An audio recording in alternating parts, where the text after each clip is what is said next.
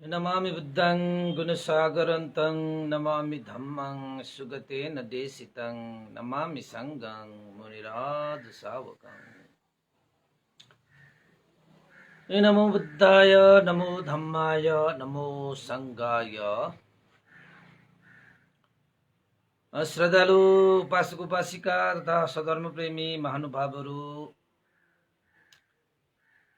हरेक बिहान 9 बजे जस्तै आज पनि 9 बजिसकेको छ र हामी धर्म देशना लिएर उपस्थित भइसकेका छौँ र धर्म देशना सुन्नको निमित्त देश विदेशबाट फेसबुकमा जोडिरहनु हुने सम्पूर्ण उपासक उपासिका तथा सधर्म प्रेमी महानुभावहरूमा म भिक्षु विमलो श्री सिद्धिमंगल बुद्ध विहार सिद्धिपुर साना गाउँ थसी महालक्ष्मी नगरपालिका वडा नम्बर 6 बुद्ध मार्गबाट सबैलाई आज पनि मैत्रीपूर्ण न्यानो स्वागत टक्राउन चाहन्छु। त उपासक उपासिका तथा सधर्म प्रेमी महानुभावहरू, आज धर्मदेशनाको क्रममा विषयवस्तु रहेको छ बुद्ध पूजा विषयक प्रश्न। त बुद्ध पूजाको विषयलाई लिएर मिलिन्द राजाले नागसेन भन्देलाई प्रश्न सोध्नु भएको थियो। कारण के रहेछ त भन्दाखेरि भन्ते नागसेन भगवान बुद्धले आनन्द भन्तेलाई भन्नुभएको थियो, हे आनन्द, यो शरीर पूजामा नलाग, यो शरीर पूजामा अल्मलिएर नबस। यानी कि भगवान बुद्धले आनन्द भन्ते मार्फत के भन्नुभएको थियो त भन्दाखेरि भगवान बुद्धको शरीर पूजा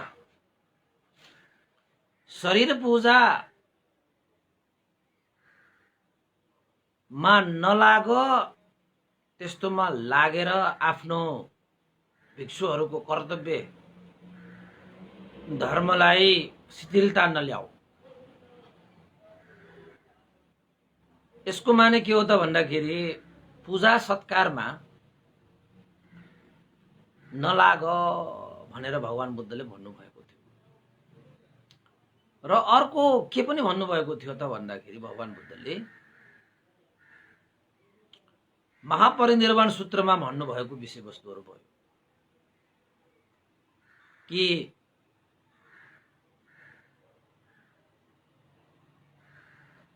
शारीरिक धातु पूजा गरेर मनुष्य देवताहरू पुण्य आर्जित गरेर सुगति प्राप्त गर्दछ। त्यसैले शारीरिक धातुको पूजा गर, सत्कार गर पनि भन्नुभएको छ है। त्यसैले एउटै विषयलाई मात्रै हामीले लिएर चाहिँ यो तर्क वितर्क गरेर बस्नुहुन्न। त कोही कोही मान्छेहरू तर्क वितर्क गर्नको निमित्त भगवान बुद्धको एउटै विषयलाई लिएर नाना थरीका तर्क वितर्कहरू गरेर समय बर्बाद गरिरहेको हुन्छ हैन।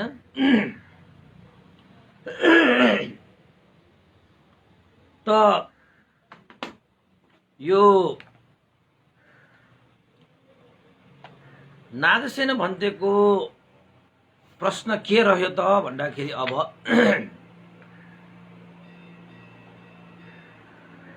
यदि भगवान बुद्धले आनन्द भन्तेलाई यो भन्नुभएको थियो कि हे आनन्द, तिमीहरू यो पूजा, यो शारीरिक पूजामा नलाग भन्नुभएको हो भने भगवान बुद्धले शारीरिक धातुलाई पूजा गरेपछि मनुष्य देवताहरू सुगतिगामी हुन्छन् भन्ने कुरा झुटो ठहरिन्छ हैन। यदि शारीरिक धातुहरूलाई पूजा गरेर मनुष्य देवताहरू सुगति प्राप्त गर्दछन् भने भगवान बुद्धले हे आनन्द, तिमीहरू यो शरीर पूजामा नलाग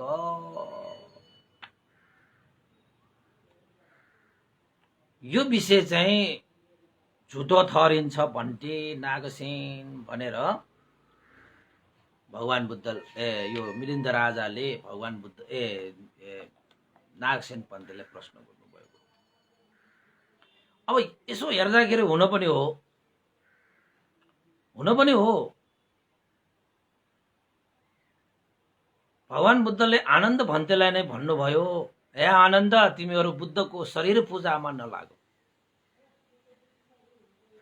यो तपाईको भगवान बुद्धले आनन्द भन्तेलाई भन्नै भएको हो यो विषय चाहिँ। र साथै भगवान बुद्धको परिनिर्वाण सूत्रमा महापरिनिर्वाण सूत्रमा यो पनि भन्नुभएको छ नि त। फेरि भगवान बुद्धले त्यो आनन्दलाई आनन्द भन्दैलाई भन्नुभएको त्यो कुरालाई मात्रै होइन कि भगवान बुद्धले अर्को कुरा के पनि गर्नुभएको छ, पूजा गर ती पूजनीय धातुहरूको, पूजा गर ती पूजनीय धातुहरूको, जुन पूजनीय धातुहरूको पूजा गरेको खण्डमा जो कोही मनुष्य देवताहरू सुगतिगामी हुन्छ, यसो पनि भन्नुभएको छ। त्यसैले चाहिँ नागसेन भन्देले यो होइन मिलिन्द राजाले नागसेन भन्देलाई यो दुविधायुक्त कुरा भन्नुभयो। यदि भगवान बुद्धले आनन्द भन्देलाई शरीर पूजा गर्नुबाट रोकिएको हो भने पूजा गर ती पूजनीय धातुहरूको भनेर भगवान बुद्धले जुन कुरा भन्नुभएको यो कहिले पनि भन्नुभएको होइन होला। यदि उहाँले पूजा गर ती पूजनीय धातुहरूको भनेर यसो भन्नुभएको साँच्चै भन्नुभएको हो भने भगवान बुद्धले आनन्द भन्तेलाई आनन्द बुद्धको शरीर पूजा गर्नुबाट आनन्दलाई बुद्धको शरीर पूजा गर्नुबाट रोक्नु भएको झुटो ठहरिन्छ भन्ते नागसेन। यो कुरा चाहिँ दुविधायुक्त भयो। तपाईं जस्तो पण्डित, तपाईं जस्तो मेधावीले यसको जवाब नदिए कसले दियो? त्यसैले नागसेन भन्थे यो विषयमा पनि मलाई दुविधा छ, अनागतमा पनि मान्छेहरूलाई दुविधा होला। विरोधीहरूले यही कुरालाई भ्रमित गरेर मान्छेहरूको श्रद्धा बिगार्न सकिएला। त्यसैले नागसेन भन्थे यो दुविधायुक्त प्रश्नको उत्तर मलाई स्पष्टसँग दिनुहोला भनेर मिलिन्द राजाले नागसेन भन्थे सामुन्ने याचना गरे। अब तपाईहरुलाई पनि मिलिन्द राजालाई जस्तो दुविधा भयो, पक्कै भयो कि एक ठाउँमा भगवान बुद्धले भन्नुभयो, ए आनन्द तिमीहरू बुद्धको शरीर पूजामा नलाग। तपाईहरु जस्तै यो चाहिँ देवताहरू पूजा गर्छन्, त्यो अक्षता छर्केर फूलमाला चढाएर, त भगवान बुद्ध त्यसरी फूलमाला चढाउन आएको पनि थियो, त भगवान बुद्धले अस्वीकार पनि गर्नुभयो।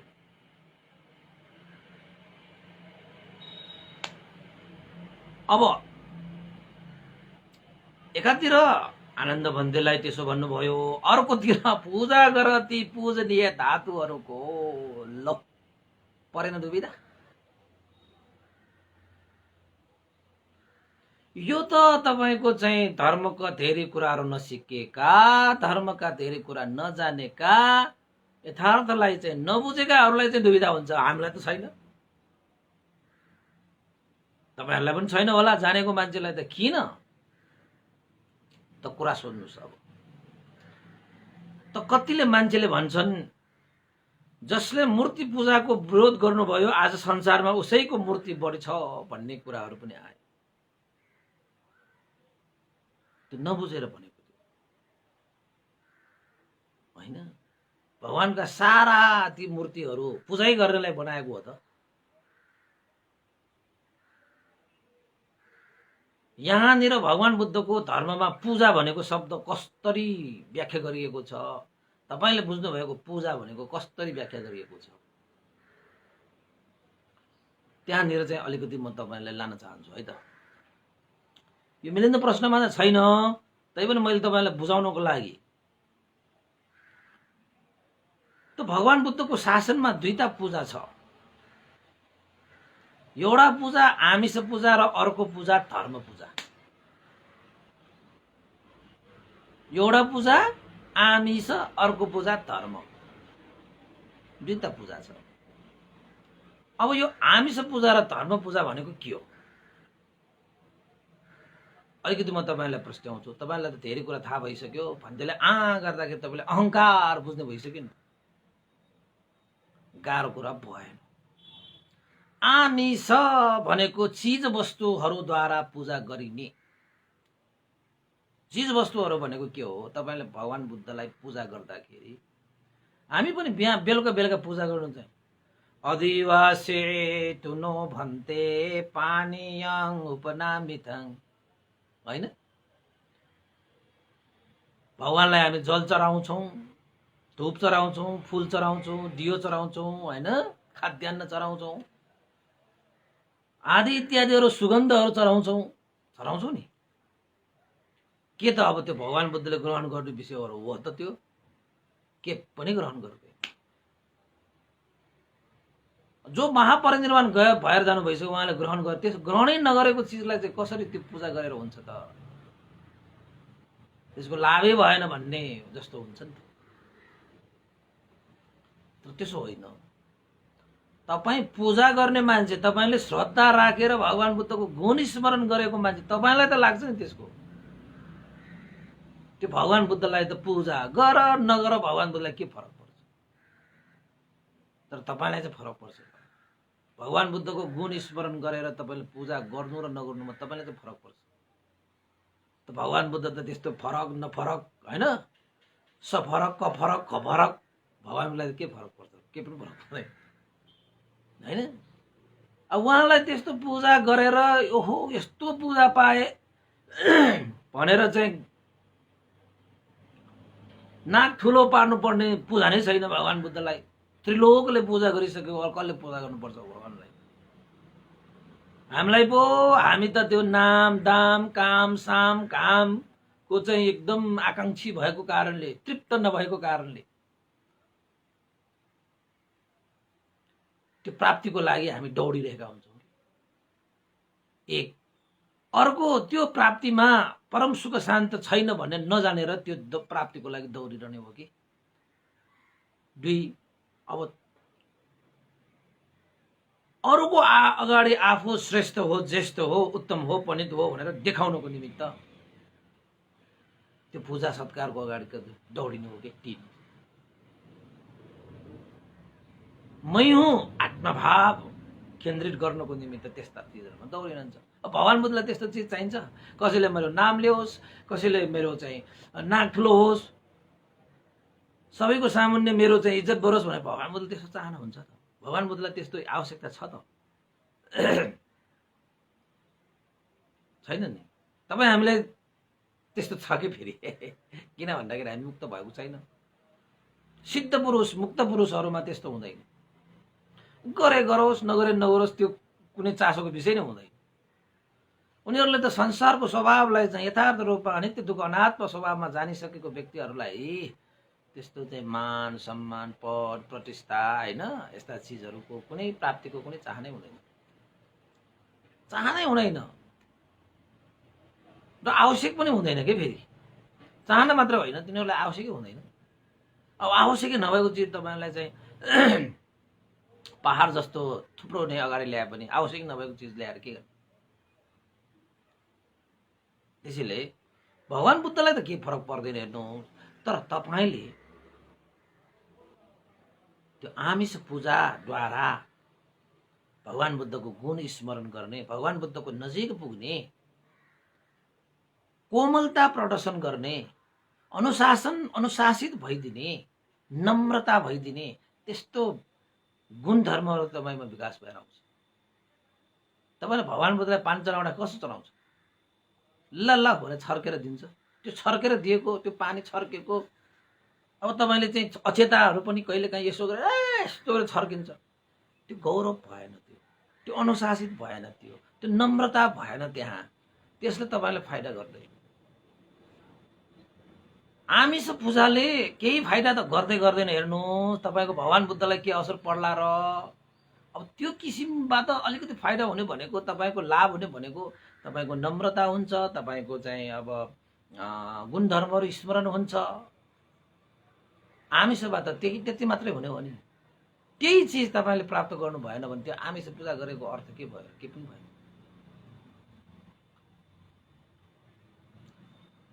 त भगवान बुद्धको सामुन्ने हामीले घोडा टेकेर शिर निहुराएर भगवान बुद्धको गुणहरू स्मरण गर्छौँ नि, कोमलता प्रदर्शन गर्छौँ, अनुशासित हुन्छौँ, त्यो पनि एउटा सुसंस्कार हो नि, सुसंस्कार हो। त्यसैले बुद्ध शासनमा त्यस्तो सुसंस्कार समृद्ध गर्नको निमित्त, कोमलता, अनुशासनता, अभिमानलाई चूर गर्नको निमित्त र भगवान बुद्धको नजिक पुग्नको निमित्त, धर्मको नजिक पुग्नको निमित्त, सङ्घको नजिक पुग्नको निमित्त हामी आमिष पूजा गर्छौँ। तर एउटा कुरा याद राख्नुहोस्, जो कोही पनि आमिष पूजाद्वारा बुद्ध धर्म सङ्घको नजिक गए भन्दैमा त्यही आमिष पूजालाई काँधमा बोकेर हिँड्नु पर्दैन। यहाँबाट तपाईँ धर्म पूजामा लाग्ने हो। आमिष पूजामा मात्रै तपाईँ सीमित भएर बस्नुभयो भने तपाईँले भगवान बुद्धको सही मार्ग, सही रस प्राप्त गर्न सक्नुहुन्न। त्यसैले हामी जानुपर्ने कहाँ हो फेरि? धर्म पूजा। अब धर्म पूजामा गइसकेपछि आमिष पूजालाई महत्त्व दिएर राख्नु परेन हैन। तर महत्त्व नदिनु भनेको त्यसलाई गीताञ्जली दिनु भनेको पनि होइन। पूजा गर ती पूजनीय धातुहरूलाई। भगवान बुद्धको यो वचन पनि त छ नि, पूजा सत्कार गर्न योग्य शारीरिक धातुहरूलाई, चैत्य, यो चाहिँ भगवानको प्रतिमा हैन, स्थापना गरिएका, अब भगवानको प्रतिमा कति बजारमा किन्न पाइन्छ, त्यो चाहिँ प्रतिस्थापन गरिएको हुँदैन। भगवान बुद्धको अब तपाईहरूको भाषामा त बुझ्ने हो भने त्यसमा प्राण प्रतिष्ठान भन्छ।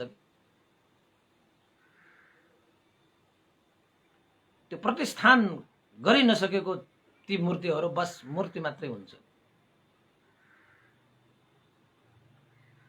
हैन। प्राण प्रतिष्ठान गरेर विधि अनुसार भगवान बुद्धका वचनहरू त्यहाँ वाचन गरेर प्रतिष्ठान गरिसकेको त्यो मूर्ति, त्यो चाहिँ प्रतिमा अब गुण स्मरण गर्नको निमित्त उपयुक्त भइसकेको छ। कसैले श्रद्धा आस्था त्यसमा व्यक्त गरिसकेको छ हैन। त बनाउँदाखेरि, मूर्ति बनाउँदाखेरि त मान्छेले खुट्टाले कुल्ची कुल्ची बनाउँछन्। त कुल्ची कुल्ची बनाएको त्यो मान्छेलाई अब दोष लाग्छ त भन्दाखेरि लाग्दैन। किन त उसले चाहिँ त्यो कुल्चेर उसको चाहिँ अपमान गर्न खोजेको पनि होइन, त्यसलाई चाहिँ अब निर्माणै गर्न खोजेको हो र त्यसमा चाहिँ प्रतिस्थापन गरेको पनि छैन हैन। त्यही भएर चाहिँ भगवान बुद्धको प्रतिमा अगाडि हामीले विभिन्न आमिष पूजा, विभिन्न चीज वस्तुहरूद्वारा पूजा गरेर गुण स्मरण गर्नेलाई चाहिँ आमिष पूजा, चाहे त्यो चैत्य पनि हुन सक्छ, भगवान बुद्धको प्रतिमा पनि हुन सक्छ। दो बाटोमा कहीँ कतै तपाईहरुले चैत्य र प्रतिमाहरू स्थापना गरिएको हुन्छ, त्यस्तो ठाउँमा त पूजा सत्कार चाहिँ गर्नुपर्छ। त्यसरी धातु पूजा गरेका व्यक्तिहरू पूजनीय, पूजा गर ती पूजनीय धातुहरूको भनेको हैन, शारीरिक धातुहरूको। त्यस्ता पूजा गर्ने मान्छे पनि गुणलाई सम्झेर उनीहरू मरण पश्चात त सुगति लोकमा पुग्छ नि। त्यसो फल भएन नि, किन भएन त? फल त भयो। त अर्को पूजा के छ त भन्दाखेरि धर्म पूजा। धर्म पूजा भनेको चाहिँ कस्तोलाई धर्म पूजा भनिन्छ त भन्दाखेरि धर्म पूजा गर्नको निमित्त अक्षता चाहिँदैन। धर्म पूजा गर्नको निमित्त जल फूल धूप बत्ती चाहिँदैन। धर्म पूजा गर्नको निमित्त के चाहिन्छ त भन्दाखेरि श्रद्धा, आस्था, विश्वास राखेर भगवान बुद्धद्वारा देशना गरिएका सधर्महरूलाई जीवनमा सम्यक रूपमा धारण गर्ने, पालन गर्ने, आचरण गर्ने त्यो एउटा प्रज्ञा, ज्ञान, विवेक चाहिन्छ।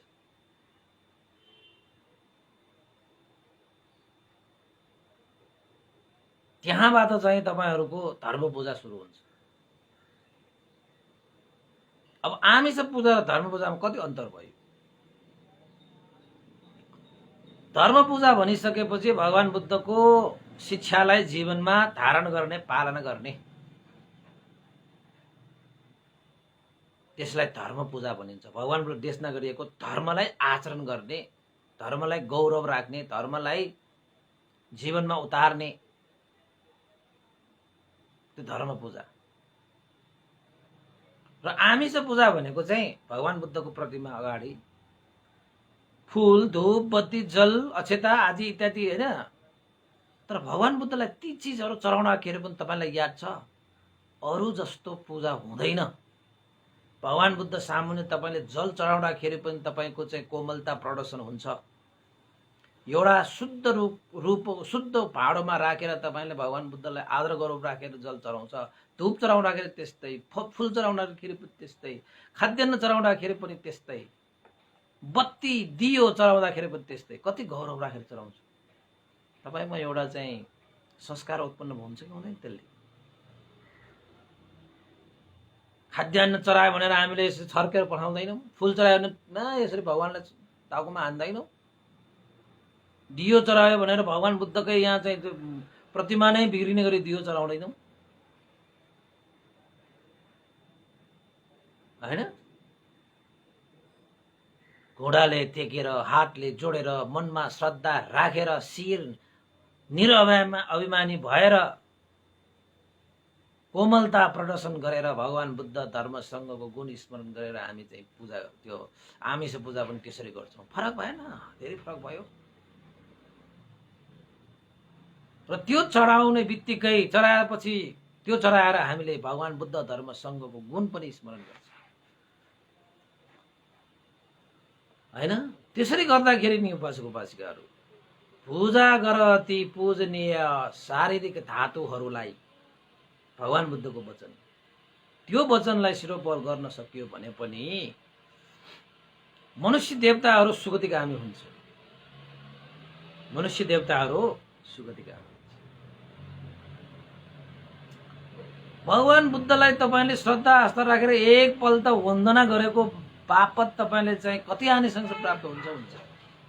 त्यसको त व्याख्या गरेर साध्य छैन भने साँच्चैकै भगवान बुद्धको 9वटा गुण, धर्मको 6वटा गुण र संघको 9वटा गुण त्यसरी सम्झेर कोमलता प्रदर्शन गरेर हामीले आमिष पूजा गरे पनि त्यसको फल महान हुन्छ भन्ने कुरा भगवान बुद्धले यहाँ भन्नुभएको छ।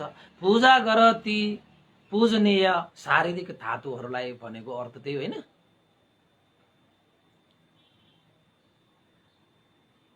अब म तपाईलाई शारीरिक धातुहरूलाई पूजा गर्ने भन्ने बित्तिकै अब कस्ता कस्तालाई चाहिँ शारीरिक धातुहरू तपाईको चाहिँ प्रतिमाहरू पनि पर्छन् पर्न त समग्रमा। तर धातु चैत्य निर्माण गर्न योग्य चार किसिमका व्यक्तिहरू हुन्छन्। 4 प्रकारका व्यक्तिहरू। कसको चाहिँ धातु चैत्य निर्माण गर्न सकिन्छ? सबभन्दा पहिला सम्यक सम्बुद्धको धातु निर्माण, धातु पूजा गरेर हैन, धातु चैत्यको निर्माण गर्नुहुन्छ, स्थापना गर्नुहुन्छ।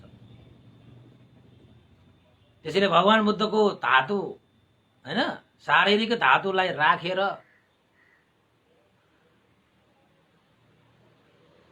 देवलोकसम्म पनि पूजा गरे, सत्कार गरे। त भगवान बुद्धले पनि भनेरै जानुभएको आनन्द भन्तेलाई। आनन्द भन्तेले सोध्नु भएको थियो, तपाईँ महापरिनिर्वाण भयो भने तपाईँको यो शरीरलाई हामीले कसरी व्यवहार गर्नु पर्ला? आनन्द भन्तेले सोध्यो।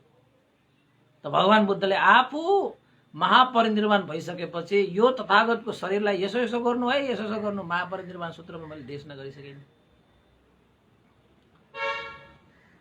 भगवान बुद्धको शरीरबाट धातु निकालेर चौबाटोमा भगवान बुद्धको शारीरिक धातु राखेर स्थापना गरेर पूजा सत्कार गर्नु।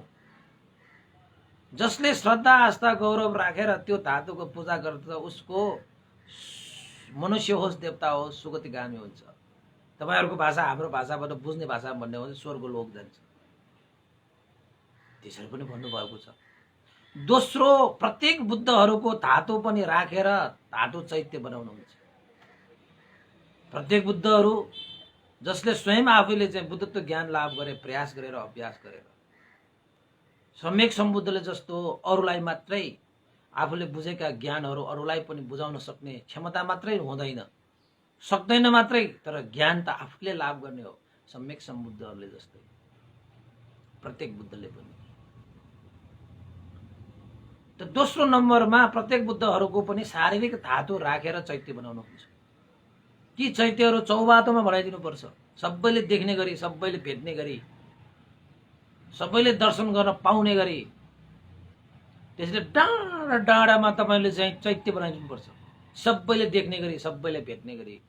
हेरेर चाहिँ उसले चाहिँ मनमा यस्तो चाहिँ योनिसो मनसिकार भन्छ त्यसलाई, कुशल चेतना वृद्धि होस्। ओ यो चाहिँ भगवान बुद्धको अस्थि धातु राखेर बनाएको चैत्य, भगवान शास्ता मनुष्य देव ब्रह्माका गुरु, उसले मनमा त्यस्तो सत्यलाई धारण गरोस्। त्यो चैत्य मात्र देखेर है, चैत्य मात्र देखेर। प्रत्येक बुद्धहरूको पनि त्यस्तो चैत्य मात्र देखेर हो यो त प्रत्येक बुद्धहरूको चैत्य हो, शुद्ध पवित्र व्यक्तिहरूको चैत्य।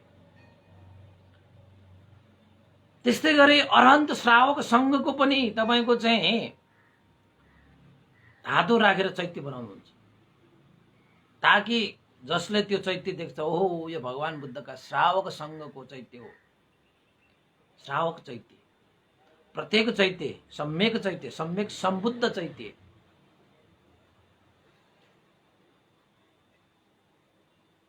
त भगवान बुद्धको चैत्य बनाए जस्तै प्रत्येक बुद्धको चैत्य, प्रत्येक बुद्धको बनाए जस्तै श्रावक बुद्धको हैन, भगवान बुद्धका श्रावकहरूको पनि चैत्य बनाउन सकिन्छ। भगवान बुद्धको जीवन कालमा नै सारीपुत्र भन्ते मौद्गल्यन भन्ते परिनिर्वाण हुनुभएको थियो। भगवान बुद्ध भन्दा अगाडि नै त भगवान बुद्धले नै स्वयं आफैले चाहिँ सारीपुत्र भन्तेको गुणगान गाउनुभयो।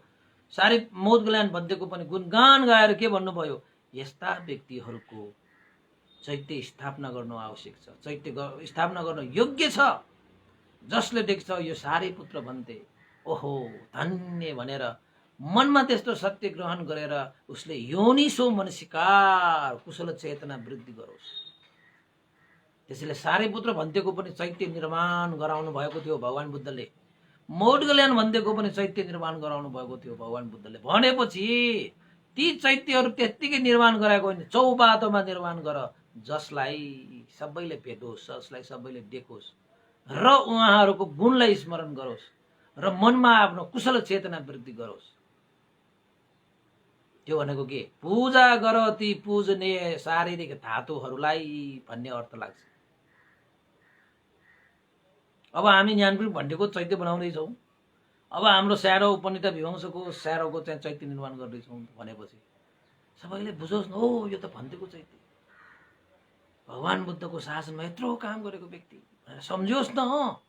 सम्झेर शिर नेउराओस्, हात जोडोस्, घुँडा टेकोस्। त्यस्ता व्यक्तिहरूको अगाडि हात जोड्नु, घुँडा टेक्नु, शिर नेउराउनुको फल महान छ के। हाम्रो यो हात त्यस्तोमा जोड्दैन, कहाँ कहाँ जोड्छ। जसलाई यो हात जोडेर चाहिँ तपाईको इज्जत जान्छ, त्यस्तोमा जोड्न चाहिँ हामी फेरि हिचकिचाक हुँदैन। कस्तो कस्तोलाई जोड्यो होला यो हात, एकचोटि सही मान्छेलाई जोड्नुस् न यो हात।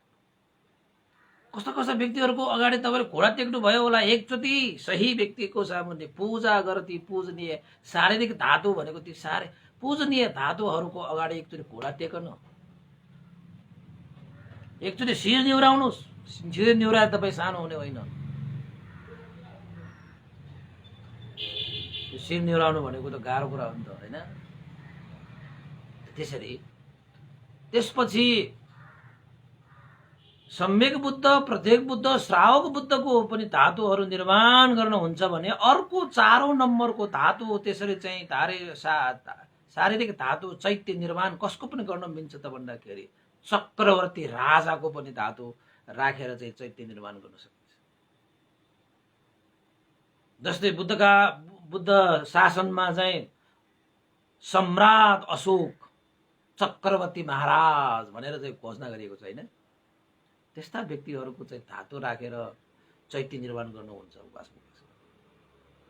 ताकि सबैले बुझोस् कि यो त चक्रवर्ती राजा, धन्य धन्य शासनको निमित्त यो राजाले कति काम गरे, कति योगदान गरे, धन्य धन्य राजा। चक्रवर्ती राजा हुनको निमित्त धर्म नभइकन चक्रवर्ती राजै हुँदैन कि। संसारलाई जितेर मात्रै चक्रवर्ती राजा हुने होइन र सक्दा पनि सक्दैन। चक्रवर्ती राजा हुनको निमित्त त धर्म चाहिन्छ। धर्मले हो तपाईलाई चक्रवर्ती राजा बनाउने। धर्म पालन नगर्ने राजाहरू, धर्म धारण नगर्ने राजाहरूले त चक्रवर्ती राजा त हुनै सक्दैन। त्यसैले चक्रवर्ती राजा भन्ने बित्तिकै, सम्राट भन्ने बित्तिकै त्यो राजा धर्मात्मा भयो, जसले धर्मको लागि ठुलै योगदान, कसैले दिन नसकेको योगदान त्यसले दिएको छ। त्यस्तालाई चाहिँ त्यस्ता राजाहरू मात्र चक्रवर्ती राजा हुन सक्छ, अरू राजा हुन सक्दैन। त्यसैले ती चक्रवर्ती राजाहरूको शारीरिक धातु राखेर पनि के गर्नुपर्छ? चैत्य निर्माण गरिदिनुपर्छ। चौबाटोमा सबैले भेटोस्, सबैले देखोस् र भनोस् मनमा यो चक्रवर्ती राजाको चैत्य हो, जसले धर्मको लागि सारा योगदान दिए, गरिबहरूलाई दान गरे, बाटो बनाइदिए, पुल बनाइदिए, शिक्षा, स्वास्थ्य, रोजगार, पानी, बिजुली, यो सारा चिज सब जनताहरूको लागि उपलब्ध गराइदिए। हाम्रो देशमा पनि त्यही हुनुपर्ने हो। साँच्चैकै चाहिँ शासक वर्गहरूले त सक्छ भने बत्ती, पानी, स्वास्थ्य, शिक्षा यो त सबै निःशुल्क गरिदिनुपर्छ, धर्मको भाषाबाट भन्ने हो। अब गर्दैन भनेको मतलब अहिले पनि धर्म छैन, यो पुरा भएको छैन, बिस्तारै अभ्यास हुँदैछ भनेको। त्यसो लाग्दैन तपाईहरुलाई? स्वास्थ्य र शिक्षा निःशुल्क, यो सर्वसाधारणको लागि, जनताहरूको लागि चाहिँ पानी, बिजुली निःशुल्क, सक्नुहुन्छ खाद्यान्न निःशुल्क। साँच्चै भन्ने हो भने अझै सक्नुहुन्छ घाँस, बाँस, कपास सबै निःशुल्क। एउटा सक्षम हैन शासकहरू सक्षम भयो भने त्यस्तो चीजहरू चाहिँ दिन्छ। चक्रवर्ती राजाको शासनमा त्यस्तो हुन्छ। उसले चारै दिशामा दानशाला बनाएको हुन्छ, गरिबहरू आएर त्यो दानशालामा दान लिन पाउँछ। त्यो त के हो, कोही पनि उसको राज्यमा कोही पनि भोको नबसोस्, नाङ्गो नबसोस्। अस्पताल हैन, औषधिको सारा खोलिदिएको हुन्छ, अशोक महाराजले गरेन? कोही पनि रोगी नहोस्, रोगी भइहाले पनि उपचार पाओस्। पैसा नभएर कोही मान्छे उपचार गर्न नपाएर नमरोस्। चक्रवर्ती राजाहरूको गुण हो। किन भन्दाखेरि उहाँहरूमा धर्म हुन्छ नि त, धर्म हुन्छ नि त। केही सिक यो सत्तामा बस्ने चाहिँ हरूले चाहिँ कसरी चाहिँ राज्यलाई चाहिँ सुशासन गर्नुपर्छ मुखले बोलेर हुन्छ। कामले बोल्नु पर्यो नि। मुखले त सबैले बोल्छन्, सबैको मुखमा बोली हुन्छ। पैसा चाहिँदैन, पैसा मात्र चाहिने हो भने आजैदेखि सबै मान्छे लातो भन्छ। बोल्यो कि पैसा चाहिने गर्नु पर्यो के, अनि मात्र चाहिने कुरा बोल्छ। नत्र भने त अब सित्तैमा आएको बोली भने जस्तो बोलेको छ, जे बोले पनि भयो। आकाशको तारा झारिदिउँला भने पनि भयो, समुद्रको पानी सुकाइदिउँला भने पनि भयो। होइन, पहाडै नागिदेऊला पनि भन्नु पनि भयो, सित्तैमा आएको। आजदेखि चाहिँ त्यसरी बोल्नको लागि पैसा चाहिन्छ भनेर भनिदिनुहोस् त, सबै मान्छे लातो हुन्छ। किन त भन्दाखेरि मान्छेहरूमा चाहिने बोली नै हुँदैन, नचाहिने त के गर्ने, बोलेर पैसा खर्च गर्नु भएन, लातो। त्यसो भयो भने के गर्ने? त्यसैले उपासकहरू बुद्ध शासनमा बोलीभन्दा काममा बढी महत्त्व दिनुपर्छ र दिन्छ पनि। त भगवान् बुद्धले त्यसै गर्नुभएको त।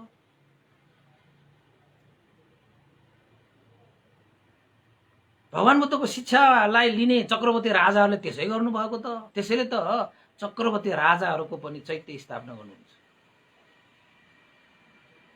कहाँ? बीच बाटोमा, बीच बाटोमा होइन, चौबाटोमा भनेको के, डो बाटो, चौबाटो। हाम्रो सिद्धिपुरमा 6 बाटो छ, ललितपुरमा 7 बाटो छ। त्यस्तो डो बाटो हो कि, यताबाट उताबाट चारै दिशाबाट बाटोहरू आएन। त्यस्तो चौबाटोमा चाहिँ स्थापना सबैले देखोस् के, देख्नेहरूले मनमा चाहिँ तपाईको चाहिँ योनिसो मनुष्यकार कुशल चेतना वृद्धि गरोस्। यो भगवान् बुद्धको चैत्य हो। भगवान् बुद्ध सत्ता देव मनुष्यानङ, सम्पूर्ण देवता र मनुष्यका गुरु शास्ता, त्रिलोक उद्धार गर्ने व्यक्ति। यो प्रत्येक बुद्धहरूको, जसले आफैले चाहिँ ज्ञान प्राप्त गरेर शुद्ध विशुद्ध भए त्यस्ता व्यक्ति, श्रावक बुद्ध, जो चाहिँ भगवान् बुद्धका श्रावक सङ्घहरूको चैत्य। यो चक्रवर्ती राजाको चैत्य, जसले धर्मपूर्वक संसारमा होइन धर्मको ज्योति फैलाउनुको निमित्त धर्मको प्रचार गरेर धार्मिक राज्य सञ्चालन गर्नुभएको यो राजा। 4 किसिमका ती व्यक्तिहरूको चैत्य स्थापना गर्नुपर्छ र ती 4वटा चैत्यहरूको पूजा गर्यो भने मनुष्य र देवताहरू सुगतिगामी हुन्छ। त्यसै भएर हाम्रो बिहारमा तपाईको चाहिँ भगवान् बुद्धको मूल प्रतिमा राखिन्छ। किन? त्यो गुण स्मरण गर्नको निमित्त, पूजा गर्नको निमित्त। तर पूजा गर्ने भनेर तपाईले अचेता टाउकोमा छर्केर फूलहरूले हानेर त्यसरी होइन नि। आदर गौरव सत्कार पूर्वक, श्रद्धा आस्था गौरव राखेर। म त भन्छु नेपालको सारा डाँडा काँडा भिर पाखा कहाँ छ त्यहाँ राज्य सत्ताले नै बजेट छुटाएर त्यो भगवान् बुद्धको प्रतिमा बनाएर त्यहाँ चाहिँ चैत्यहरू निर्माण गर्नुपर्छ भन्छु म त। नेपाल भनेको त बुद्ध भूमि हो नि। बुद्ध भूमिकोमा चाहिँ बुद्ध हुनु परेन? बुद्धै बुद्ध। 3 कुनेमा बुद्धको प्रतिमा राख्ने भनेको रोके के ताल हो यो? नेपालमा बनाउनु पर्दैन? सारा विदेशीहरू चाहिँ प्लेनबाट आउँदाखेरि भगवान् बुद्धको देशमा म आइपुगेँ भनेर कुशल चेतना वृद्धि होस्। त्यसलाई योनिसो मनस्कार, कुशल चेतना भित्र हुन्छ नि त। बुद्धको के त्यहाँ लेखिराख्ने, पञ्चशील पनि लेखिराख्ने, भगवान् बुद्धका मूल सन्देशहरू पनि त्यहाँ लेखिराख्ने, एयरपोर्टमा ती पढोस्, ती देखोस्। भगवान् बुद्धले गर्नुभएको त्याग तपस्याहरूको त्यहाँ प्रतिमाहरू राख्नुस् हैन। नेपालको राष्ट्रिय त्यो प्लेनमा भगवान् बुद्धको कुराहरू चाहिँ राख्नुस् त्यहाँ। अनि मान्छेहरूले थाहा पाउँछ, ओहो म भगवान् बुद्धको भूमिमा आइपुगेँ। भगवान् बुद्धको शिक्षा यो रहेछ। त्यो नभइदिएको भए थाहा पाउनु पाइन्छ त? पाइँदैन नि। त्यसैले यो कुरा त चक्रवर्ती राजाहरूसँग सिक्नुपर्छ नेपालका शासकहरूले पनि। त्यो कहिले पढेको होइन, कहिले सुनेको होइन, कसरी राज्य सञ्चालन गर्नुपर्छ भनेर हैन। त्यसैले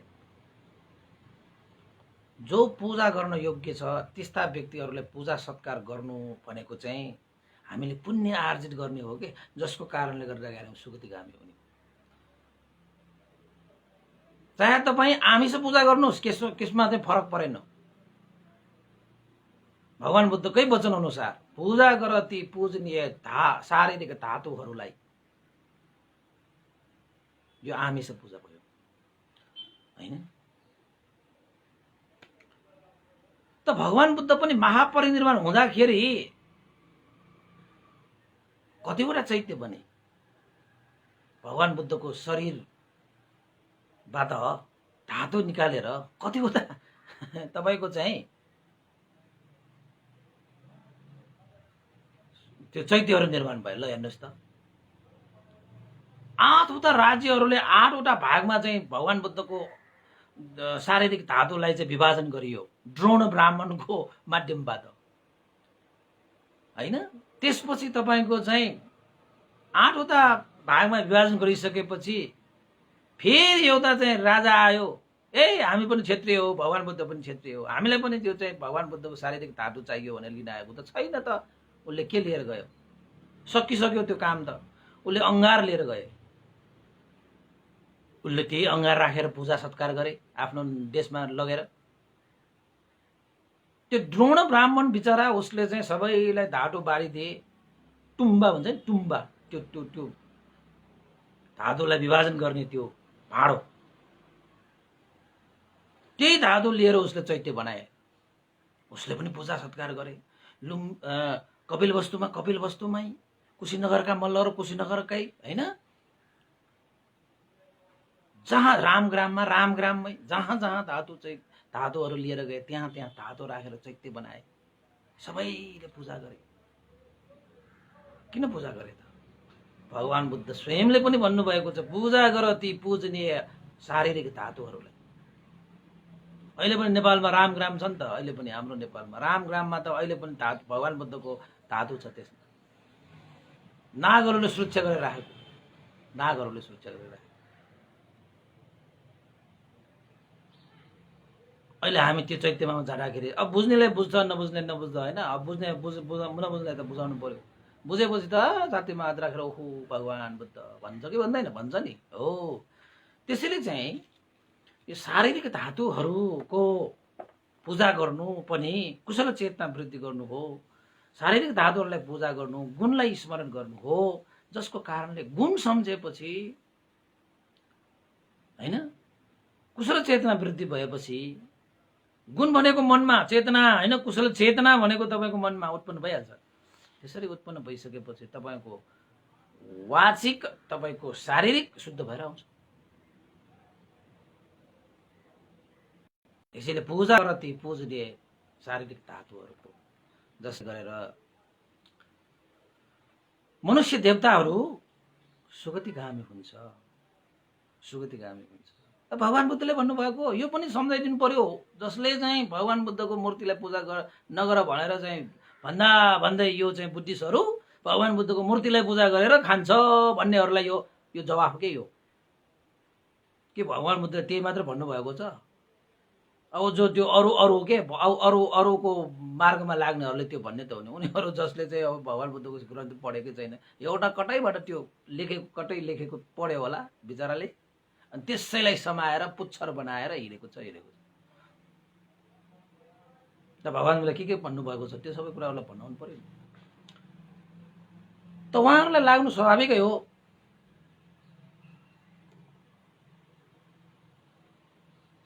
होइन? त अर्को के भन्नुभएको छ? हे आनन्द, यो शरीर पूजामा नलाग पनि भन्नुभएको छ, होइन?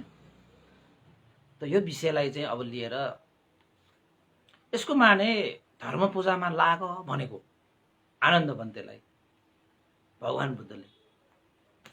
हे आनन्द,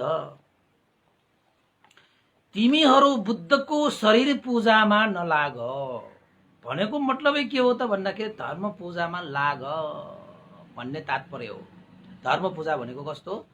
भगवान बुद्धले देशना गर्नु भएको धर्म अनुसार आफ्नो जीवन यापन गर्ने, आफ्नो जीवनमा त्यो धर्मलाई लागू गर्ने, व्यवहारमा उतार्ने, त्यसैलाई धर्म पूजा भनिन्छ। त भगवान बुद्धले आनन्द भन्तेलाई पनि यो पनि भन्नुभएको हो कि हे आनन्द, तिमीहरू बुद्धको शरीर पूजामा नलाग। नागसेन भन्तेले के भन्नुभयो?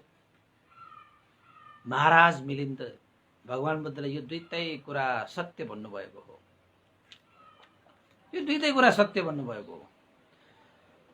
तर महाराज यो चाहिँ तपाईहरुले बुझ्नु पर्यो कि सबैले के बुझ्नु पर्यो त भन्दाखेरि जुन आनन्द भन्तेलाई भगवान बुद्धले भन्नुभयो, आनन्द तिमीहरू बुद्धको शरीर पूजामा नलाग, यो वाक्य भगवान बुद्धले भिक्षुहरूको लागि भनेको हो। सर्वसाधारण उपासक उपासिकाहरूलाई, देवताहरूलाई भनिएको होइन, भिक्षुहरूलाई भनिएको। किन भिक्षुहरूलाई त्यसो भन्नुभएको त भन्दाखेरि भिक्षु जीवन आफैमा शुद्ध, आफैमा पवित्रको यो चिन्ह हो, यो त्यागको चिन्ह हो।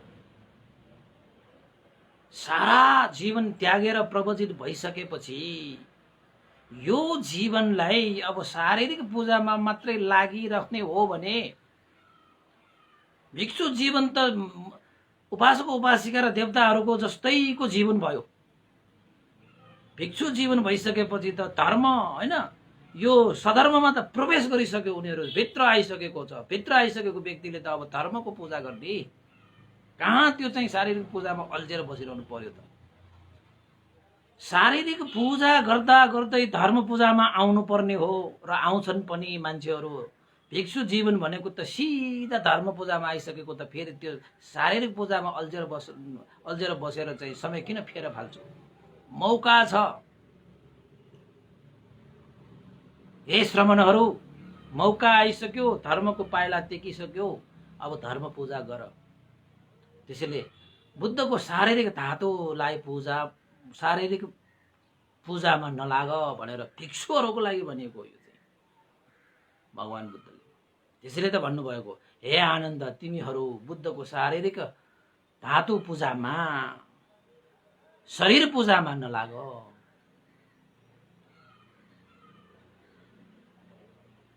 भन्नु परेन त? अब भगवान बुद्धले भिक्षुहरूलाई चाहिँ त्यसरी नभनेको भए त भिक्षुहरू पनि उपासक उपासिकाहरू जस्तो अलिकति समय भएकोलाई चाहिँ मिलाएर, देवताहरू समय भएको मिलाएर भिक्षुहरू पनि त्यसरी शरीर पूजामा लागिरह्यो भने त धर्म पूजा चाहिँ कसरी गर्ने त? उनीहरू त धर्मको पूजा गर्ने भनेर चाहिँ प्रवचित जीवन धारण गरेर आइसकेको व्यक्तिहरू पनि फेरि त्यो शरीर पूजामै अल्झेर बस्यो भने त धर्म पूजा गर्ने त्यस्तो अवसर पाउँदै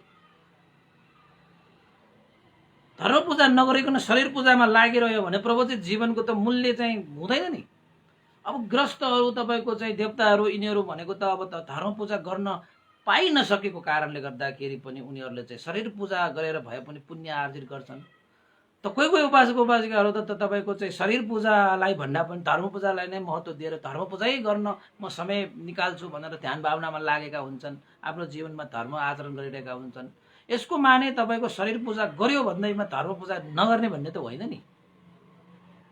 समय मिलेको खण्डमा अब तपाईँले चौबाटोमा गएपछि, तपाईँले भगवान बुद्धको प्रतिमा भेटिए भनेपछि, चैत्य भेटिए भनेपछि तपाईँ कामको सिलसिलामा कतै गइरहनु भएको छ भने के अब त्यो चैत्य भेट्यो भन्दैमा अब धर्म पूजा त्यही बसेर ध्यान बस्ने त कुरा भएन नि। तपाईँको काम कर्तव्य अर्को भएको कारणले कमसेकम त्यो चैत्य देखेपछि मनमा भगवान बुद्धलाई स्मरण गरे त हिँड्न पाइयो नि। शरीर पूजा, शारीरिक धातु पूजा, यानि कि पूजा गर ती पूजनीय शारीरिक धातुहरूलाई भनेको पुण्य आर्जन त गरेर जान पायो नि त। आफ्नो क्षेत्र हुन्छ, आफ्नो चाहिँ हैन स्थानहरू हुन्छ, त्यही स्थान अनुसार हामीले चाहिँ आफ्नो काम कर्तव्य पुरा गर्ने हो। उपासक उपासिकाहरूको आफ्नो कर्तव्यहरू हुन्छन्, देवताहरूको आफ्नो कर्तव्य हुन्छन्, मान्छेहरूको आफ्नो कर्तव्य हुन्छन् र भिक्षुहरूको पनि शासनमा धर्ममा आफ्नो कर्तव्य हुन्छ। भिक्षुहरू भनिसकेपछि उहाँहरूले त जीवनै त्यागेर, सारा यो भौतिक संसारबाट अलग्गिएर भगवान बुद्धको शिक्षा अनुसार नै मैले जीवनयापन गरेँ भनेर चाहिँ जीवन त्याग गरेर आइसकेको मान्छेले बुद्ध शासनमा आइसकेपछि त धर्म पूजा गर्ने हो, धर्मको आचरण गर्ने हो, पालन गर्ने हो, पालना गराउने हो उहाँहरूको कर्तव्य भनेको। त्यही कर्तव्यलाई बोध गराउनको निमित्त भगवान बुद्धले आनन्द, तिमीहरू बुद्धको शरीर पूजामा नलाग, बुद्धको शरीर पूजामा कोही पनि नलाग, मान्छे देवता ब्रह्मा कुनै पनि प्राणीहरू नलाग भनेको त छैन नि। तिमीहरू नलाग भनेर भन्दाखेरि आनन्द भन्दै सामान्य तिनीहरू भिक्षुहरूलाई चाहिँ अंकित गर्नुभयो। अब गृहस्थीहरूले त तपाईँको चाहिँ भिक्षुहरूले जस्तो चाहिँ अब धर्म गर्नुपर्छ भन्ने थाहा हुँदाहुँदै भिक्षुहरूले जस्तो समय दिन सकिरहेको हुँदैन, उनीहरूले त्याग गर्न सकिरहेको हुँदैन, थाहा हुँदाहुँदै पनि। किन त भन्दाखेरि यो सामाजिक, व्यवहारिक, पारिवारिक यो बन्धनमा उनीहरू परिरहेको हुन्छ नि त। भिक्षु जस्तै हिँड्न त सकिँदैन नि परिवार भएको मान्छेहरू। कोही कोही होला त्यो चाहिँ अलिकति। त मनुष्य र देवताहरूले चाहिँ धातु पूजा गर्यो भनेर उनीहरूलाई दोष लाग्दैन। गरोस्, समय मिलाएर उनीहरूले त्यसरी पूजा गरेको खण्डमा ती मनुष्य र देवताहरूले आफ्नो जीवनमा पुण्य आर्जित गरे सुगति नै प्राप्त गर्दछ, सुगति नै प्राप्त गर्दछ महाराज। त्यसैले आफ्नो कर्तव्य हुन्छ। भिक्षुहरूको कर्तव्य भनेको धर्मलाई पालन गर्ने हो। धर्म पूजा गर्ने भिक्षुहरूको मूल कर्तव्य हो। त्यसै भएर त भिक्षुहरूलाई शासनको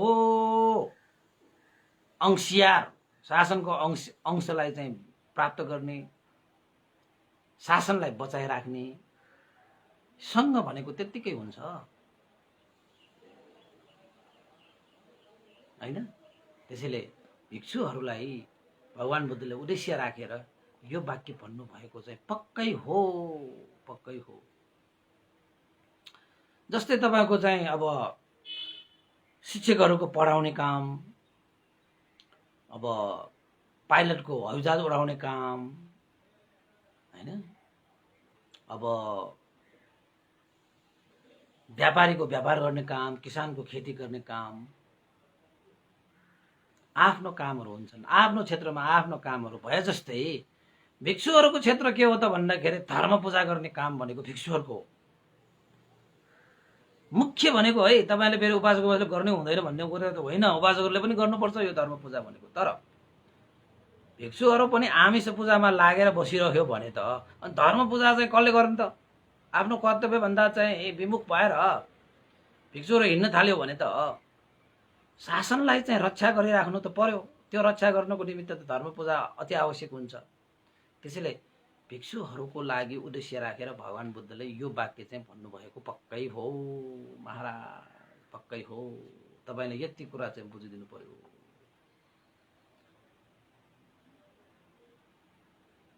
र मनुष्य र देवताहरूको लागि भगवान बुद्धले यो भन्नुभएको छ, पूजा गर ती पूजनीय धातुहरूको। मनुष्य देवताहरूले त अब के गर्ने, उनीहरू आफ्नो जीवनमा चाहिँ बाँडिएको हुन्छ। उहाँहरूले चाहिँ मौका आउने बित्तिकै कमसे कम त्यो आमिष पूजा गरेर भए पनि त पुण्य आर्जित गर्नु पर्यो नि त। सकेको भए त धर्म पूजा गर्नु त राम्रै हो हैन। तर आमिष पूजा पनि यस्तो अवसर जुर्यो भने गरेर पुण्य आर्जित त गर्नु पर्यो, जसको कारणले चाहिँ सुगति प्राप्त गर्न सकिन्छ हैन। यसरी भगवान बुद्धले यो मानेमा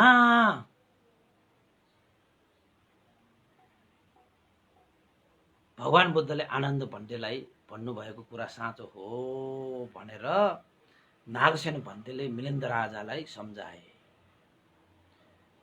यदि भगवान बुद्धले भिक्षुहरूलाई त्यसो नभनेको भने भए भिक्षुहरू पनि पात्र चिब्र थन्काएर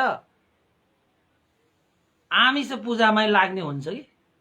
अहिले पनि त कति कति लागिरहेको हुन्छ हैन, नजानेर नबुझेर सिक्न नपुगेर हो कि कति चाहिँ लागिरहेको पनि हुन सक्छ नि त। त्यसैले कोही भिक्षुहरू चाहिँ कहिले अहिलेसम्म पनि आमिष पूजामा लागिरहेको हुन्छ। कोही कोही उपासक उपासिकाहरू आमिष पूजामा लाग्नुपर्ने उपासक उपासिकाहरू पनि उनीहरू जानेर बुझेर धर्म पूजामा पनि लागिरहेको हुन्छ। तर यसको मतलब यो होइन कि जसले जे पूजा गरे पनि उसले धर्म पूजा गर्नेहरूले चाहिँ आमिष पूजालाई तिताञ्जली दियो, उसलाई चाहिँ तिरस्कार गर, र आमिष पूजा गर्नेहरूले चाहिँ फेरि धर्म पूजालाई गर्नै पर्दैन तिरस्कार गर भन्नेको कुरा होइन। मूल विषय राखेर आखिरमा चाहिँ पूजा सत्कारमा जसरी हामीलाई प्राप्त भएको छ, अवसर जुरेको छ, त्यो अनुसार हामीले पूजा गरेर मात्र हामीले चाहिँ कर्तव्य धर्म पालन गर्ने, कुशल चेतना विकास गर्ने, गुण धर्मलाई विकास गर्ने र धर्मलाई पालन गर्ने त हो नि। यो गर्न त्यो नगरेर किन के अलमल गरेर मान्छेहरूलाई झनै अलमल अलमल। म पनि दियो चढाउँछु भगवान बुद्धलाई, त्यो समयमा दियो चढाउने नै त्यो अवसर आएको छ त म दियो चढाइदिन्छु। धूप चढाउने समय आयो म धूपै चढाइदिन्छु। बत्ती चढाउने के भन्छ अब कहिलेकाहीँ चाहिँ हैन, पानी जल चढाउने समय म भिक्षु भए पनि चढाउँछु म। त भगवान बुद्धले हे भिक्षुहरू तिमीहरूले जल धूप बत्ती चढाउनै पाउँदैन, यो नियम हो, तिमीहरूलाई दोष लाग्छ भनेको छैन नि। त्यहाँनिर त्यही अवसर आयो, त्यही चरण। यसको माने मैले चाहिँ त्यो धर्म पूजा नगर्ने भन्ने होइन नि, धर्म पूजा पनि गर्ने हो। तपाईँको दियो धूप बत्तीले चाहिँ तपाईँलाई भगवान् बुद्धको नजिक ल्याउँछ कि नजिक चाहिँ ल्याउँछ तपाईँलाई। जस्तै तपाईँले चाहिँ अब एउटा दियो चढाउनु पर्यो भने भगवान् बुद्धको प्रतिमा अगाडि जानु पर्यो, घुँडा टेक्नु पर्यो, यसो शिर निहुराउनु पर्यो, कति मजा छ। धर्म पूजा नभए पनि त्यहाँ आमिष पूजाले पनि तपाईँकोमा धेरै गुण धर्महरू विकास हुन्छ। जल चढाउनु पर्यो, कसरी चढाउँछ? हातमा राखेर अनुशासित भएर चढाउनु पर्छ भन्ने नियमहरू छ, त्यसरी चाहिँ चढाउने। शिर निहुराएर वन्दना गरेर आउँछ जल चढाउँदाखेरि पनि। अधिवासेतु नो भन्ते पानीयं उपनामिनम् अनुकम्पं उपादाय पतिगन्हातु उत्तमम्। ओहो, त्यसरी तपाईँ चढाउँछ। त्यसरी चढाइसकेपछि तपाईँकोमा गुण धर्म विकास भएर आउँछ। त्यसैले आमिष पूजा भनेको तपाईँको जीवनमा गुण धर्म विकास गर्ने हो। त्यसले तपाईँलाई चाहिँ निर्वाण नपुर्याए पनि तपाईँले सुगतिसम्म पुर्याउँछ। अनि त्यस्ता चिजलाई पनि हामीले चाहिँ तिरस्कृत गरेर जानु पनि मिल्दैन। भगवान् बुद्ध स्वयंले पनि भन्नुभएको छ, पूजा गर ती पूजनीय धातुहरूको। भगवान् बुद्धको प्रतिमा एकजना एउटा भयो भन्ने बित्तिकै ओहो, तपाईँ होइन, चञ्चल भएको शरीर, चञ्चल भएको वचन, चञ्चल भएको मन पनि भगवान् बुद्धको प्रतिमा अगाडि बस्नु पाएपछि हामी धर्म गर्ने मान्छेले त अलिकति होस आइहाल्छ कि भएन भगवान् बुद्धको छ। म यहाँ बिहारमा पढाइती पढ्ने मान्छे बच्चाहरू धेरै आउँछ। लकडाउन अगाडि बच्चाहरू चल्छ नि त, होइन? भगवान्को प्रतिमा अगाडि पनि चल्छ। त चल्दै गर्दाखेरि चाहिँ कहिलेकाहीँ भन्छु, हे परिधि विद्यार्थीहरू त्यस्तो चल्नु हुँदैन, हेर त भगवान् बुद्ध कति शान्त भएर बस्नुभएको छ, भगवान् बुद्धको मुहारमा हेर त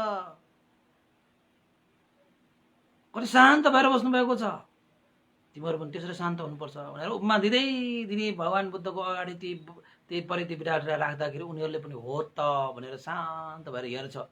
हो त चल्दैन, हामी पनि यसरी शान्त भएर बस्नुपर्छ। केही त सिक्ला नि, केही त सिक्ला नि, अर्थ नै व्यर्थको होइन नि त्यो त। त्यसैले चाहिँ भगवान् बुद्धले यो पनि भन्नुभएको छ, हे आनन्द तिमीहरू चाहिँ बुद्धको शरीर पूजामा नलाग हो, सही भन्नुभएको। त्यो कसलाई भन्नुभएको? त्यो भिक्षुहरूलाई भन्नुभएको। किन भन्नुभएको? भिक्षुहरू त धर्ममा भित्र प्रवेश गरिसकेको व्यक्तिहरू फेरि आमिष पूजा मात्रै अल्झेर बस्ने हो भने त उनीहरूले आफ्नो कर्तव्य निभाउन सकिँदैन। कर्तव्यबाट उनीहरू चाहिँ अलिकति चिप्लिएला भनेर भगवान् बुद्धले भिक्षुहरूको संरक्षणको लागि त्यो वाक्य आनन्द भन्तेको सामान्य भन्नुभएको चाहिँ पक्कै हो। तर यो भन्नुभएको छ कि हे भिक्षुहरू तिमीले आमिष पूजा गर्दै नगर, छुँदै नछुद, धूप नबाल, अचेता नछड्क, खाद्यान्न नचढाओ, बत्ती नजलाओ, जल नचढाओ भन्नुभएको छ त? कहीँ भन्नुभएको छ? गर्दै नगर भन्नुभएको त छैन। त्यसैले हामीले चाहिँ धेरै कुराहरूको अलिकति टीका होइन निपाट यस्ता चाहिँ टीकाहरूबाट त्यसरी चाहिँ धेरै कुराहरू सिक्नुपर्छ। त कसैले कतिको उपासकहरूले चाहिँ भन्थे भगवान् बुद्धको अगाडि दियो चढाइदिनुहोस् न भनेर मलाई मेसेज पनि पठाउँछ, म उहाँहरूको नाममा चढाइदिन्छु। भन्थे मेरो नाममा भगवान् बुद्धको अगाडि धूप चढाइदिनुहोस्, म चढाइदिन्छु। धेरै उपासकहरू त्यसो भनेर पठाउनु भएको छ। मेरो जन्मदिनमा बिहारमा आउन पाइएन भन्थे, एकचोटि जन्मदिनको उपलक्ष्य मेरो दियो 2ता 3ता होइन 4ता 5ता कतिवटा भन्छन्, हुन त एउटा 3ता 5ता यसरी चाहिँ हामीले चाहिँ चढाउँदै जाने हो होइन। त्यसरी मैले चढाइदिने गरेको छु। त्यसको माने मैले धर्म पूजा गरेरै नगरेको हो र? धर्म पूजाको त अभ्यास गरिरहेको छ, कर्तव्य पालन गरेको छ। त्यसैले महाराज आफ्नो चाहिँ क्षेत्रमा आफ्नो कार्यमा लागिरहेको जस्तै भिक्षुहरूको पनि कर्तव्य धर्म भनेको धर्म पूजा गर्ने भएको कारणले गर्दाखेरि भगवान् बुद्धले आनन्दलाई भन्नुभएको हो आफ्नो कर्तव्य भन्दा अन्य विषयहरूमा बढी लाग्लान् भनेर भिक्षुहरूकै संरक्षणको लागि भगवान् बुद्धले हे आनन्द तिमीहरू बुद्धको शरीर पूजामा नलाग भन्नुभएको हो। र साथै भगवान् बुद्धले पूजा गर ती पूजनीय धातुहरूलाई भनेको यो विषय चाहिँ कसको चाहिँ कर्तव्य त भन्दाखेरि धर्म पूजामा सदा लागि नसक्ने ती मनुष्यहरू ती देवताहरूको लागि उद्देश्य राखेर भगवान् बुद्धले पूजा गर ती पूजनीय धातुहरूको भन्नुभएको चाहिँ यो चाहिँ मनुष्य र देवताहरूको चाहिँ उद्देश्य राखेर भगवान् बुद्धले भन्नुभएको। त्यसैले चाहिँ भगवान बुद्धले चाहिँ ती विभिन्न चैत्यहरू निर्माण गरेको छ। त्यो चैत्यहरू पनि चाहिँ कसको लागि? उद्देश्य चाहिँ तपाईँको मनुष्य देवताहरूको लागि भए पनि भिक्षुहरूको लागि पनि काम लाग्छ। तपाईँको भगवान बुद्धको प्रतिमा देखे चाहिँ मलाई काम लाग्छ, तपाईँलाई काम लाग्छ, सबैलाई काम लाग्छ। अब सारीपुत्र भन्थे भगवान भन्थेको चाहिँ चैत्य भगवान बुद्धले निर्माण गर्न लगाउनु भयो भनेपछि सबैलाई काम लागेन? लाग्यो नि त। त्यसैले उपासक उपासिकाहरू यो विषयलाई चाहिँ कन्फ्युज नगरौँ हैन। यो मिलिन्द राजाले चाहिँ त्यो दुविधा हुन्छ भनेर चाहिँ त्यसलाई चाहिँ स्पष्ट पार्नको निमित्त त्यो प्रश्न सोधेको क्या मजा। मैले त यो मिलिन्द प्रश्न भनेको चाहिँ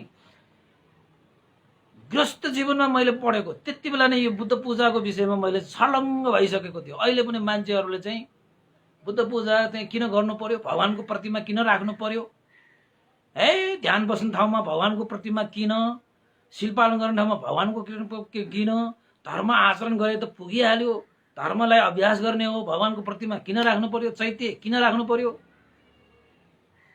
यो गलत हो। यो भन्नु हुँदैन, यो भन्नै हुँदैन। यो त भगवान बुद्धको चाहिँ अभ्यास गर्ने, धर्मकै अभ्यास गर्ने हो। त त्यसको धर्मको अभ्यास गर्ने भन्दै हामीमा धेरै पारमिता, धेरै गुणधर्महरू, धेरै कोमलता, धेरै अनुशासन, धेरै नम्रता हैन, धेरै चाहिँ मैत्री, धेरै करुणा, यस्तो चिजहरू पहिला हामीले विकास गरेर ध्यान भावना गर्न सकियो भने मात्रै ध्यान लाग्ने हो, नत्र ध्यान ध्यान ध्यान भनेर चाहिँ लाग्ने होइन।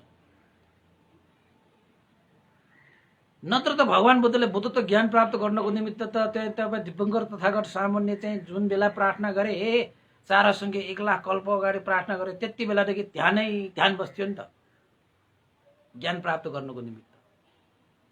किन उहाँले दान गर्नुभयो त? किन उहाँले शील पालन गर्नुभयो त? हैन, किन उहाँले चाहिँ मैत्री राख्नुभयो त? किन उहाँले शान्ति पारमिता पुरा गर्नुभयो त? किन उहाँले प्रज्ञा पारमिता हैन देखि लिएर सारा पारमिता, नैष्क्रम्य पारमिता किन गर्नु पर्यो त?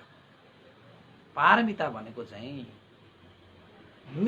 तपाईले फल खाने, मलाई त बिरुवामा फलै चाहियो भनेर हुन्छ? फल फलाउनको निमित्त जुन चाहिने आवश्यक चिजहरू छन् नि, मल जल, त्यस्तो चिज नगरिकन फल मात्रै खान खोज्ने, त्यस्ताले फल खान पाउँछ त? पाउँदैन नि। उपासक उपासिकाहरू पाउँछ त? पाउँदैन। किसानले पनि धानै काट्ने भनेर हुन्छ। धान काट्नको निमित्त त तपाईँले रोप्नु पर्यो, हिलोमा लडीबुडी खेल्नु पर्यो, पानी राख्नु पर्यो, घाँसो खेल्नु पर्यो, विभिन्न कार्य गरिसकेपछि बल्ल तपाईँले चाहिँ धान काट्न पाउने हो कि? मान्छेहरूले चाहिँ धानै काट्ने मात्र कुरा गरेर अनि रोपेकै छैन, कसो धान काट्नु? हँसिया ससिया बोकेर हैन, बोडा सोरा बोकेर म धान काट्न जान्छु भनेर गएर खेतमा गएर धानै रोपेको नरोपेको मान्छेले अनि धान काट्ने भनेर हँसिया बोकेर मात्र हुन्छ? भएन। त्यसैले चाहिँ हामीले बुझ्नुपर्ने विभिन्न किसिमका कुराहरू हुन्छन्। बुद्ध पूजामा चाहिँ मूलतः हामीले धर्म पूजा गरेर धर्म रसपान गर्ने नै हो। त्यसको लागि आधारभूत चिजहरू चाहिँ गुणधर्म विकास गर्ने यस्ता चिजहरू चाहिँ धेरै चिज चाहिन्छ। उपासक उपासिकाहरू धेरै चिज चाहिन्छ। त्यसैले अब भिक्षुहरूको लागि त भगवान बुद्धले भन्नुभएकै हो कि हे भिक्षुहरू, तिमीहरू शरीर पूजामा नलाग। भिक्षु जीवन भइसकेपछि त यो त शील समाधि प्रज्ञाको अभ्यास गर्ने क्षेत्रमा आइसकेको व्यक्तिहरू यो शरीर पूजामा मात्रै नलाग है भन्नुभएको। यो भिक्षुहरूको लागि भयो। पूजा गर ती पूजनीय धातुहरूलाई भनेको चाहिँ अब गृहस्थ र देवताहरू जो चाहिँ शील समाधि प्रज्ञामै क्षेत्रमा चाहिँ आइ नसकेको व्यक्तिहरूलाई त कमसेकम उनीहरूलाई गुण धर्म विकास गर्नको निमित्त कोमलता, त्यसपछि नम्रता, अनुशासित बनाउनको निमित्त त पूजा गर्न योग्य व्यक्तिहरूलाई त पूजा गराएर उनीहरूलाई चाहिँ गुण धर्म विकास गर्दै उनीहरूलाई धर्म पूजामा लगाउनु पर्यो नि। तर यो कुरा याद राख्नुहोस् उपासक उपासिकाहरू, तपाईँहरू उपासक उपासिका भए पनि कहिले पनि यो आमिष पूजामा मात्रै सीमित भएर नबस्नुहोस् है। फेरि धर्म पूजामा पनि लाग्नुपर्छ। भिक्षुहरू जस्तै धर्म पूजामा पनि लाग्नुपर्छ।